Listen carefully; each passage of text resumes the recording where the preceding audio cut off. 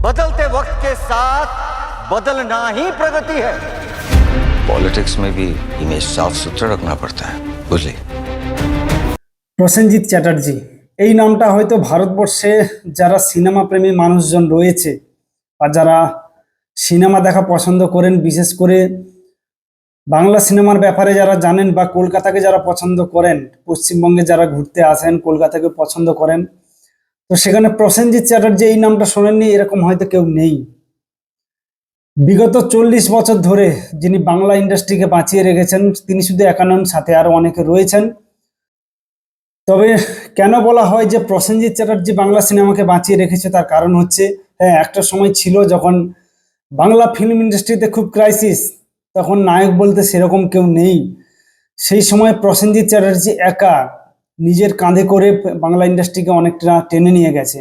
তারপরে অনেকে এসছে, অনেকে রয়েছেন, অনেকে আবার চলেও গেছেন। তো রিসেন্টলি প্রসেনজিৎ চ্যাটার্জি একটা অ্যাওয়ার্ড পেয়েছেন। আপনারা লাস্ট একটা সিরিজ দেখেছেন, খাকি দ্য বেঙ্গল চ্যাপ্টার। প্রসেনজিৎ চ্যাটার্জি বরুণ রায় নামে একটি ক্যারেক্টার করেছেন, কিন্তু নেগেটিভ ক্যারেক্টার।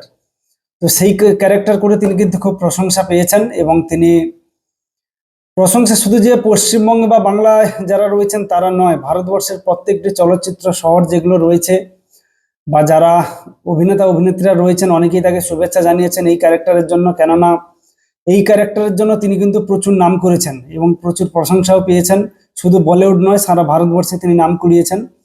যদিও প্রসেনজিৎ চ্যাটার্জি এই নামটা সারা ভারতবর্ষের মানুষজন আগে থেকে জানে, তো সেখানে তিনি বরুণ রায় নামে একটা ক্যারেক্টার করেছেন, নেগেটিভ ক্যারেক্টার। সেই রোলের জন্য তিনি সেরা অভিনেতার পুরস্কার পেয়েছেন।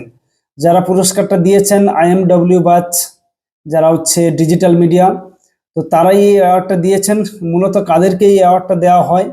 এই অ্যাওয়ার্ডটা কিন্তু দেওয়া হয় বিখ্যাত শিল্পী, বিনোদনকারী, সেলিব্রিটি এবং ইন্টারনেট প্রভাবশালী। তাদের অবদানের জন্য IMW বাচ ডিজিটাল অ্যাওয়ার্ড সম্মানিত করা হয়। তো তাদের বিচারে নেগেটিভ ক্যারেক্টারে সেরা হচ্ছে এবছর 2025-এর প্রসেনজিৎ চ্যাটার্জি। আর আপনারা ওয়েব সিরিজ অবশ্যই দেখেছেন, নাম হচ্ছে খাকি দ্য বেঙ্গল চ্যাপ্টার।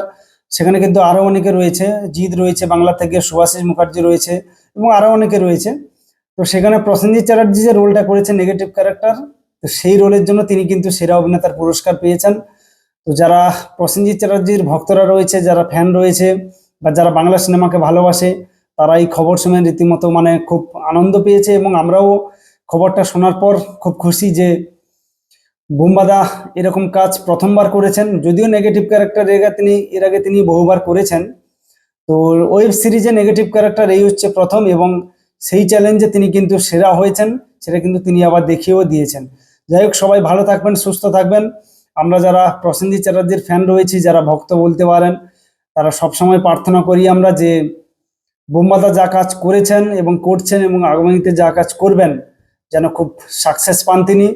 এবং আমরা জানি তিনি সাকসেস পাবেন, কারণ তিনি যেটুকু কাজ করেন সেটা তিনি মন দিয়ে করেন। এবং সবাই ভালো থাকবেন, সুস্থ থাকবেন।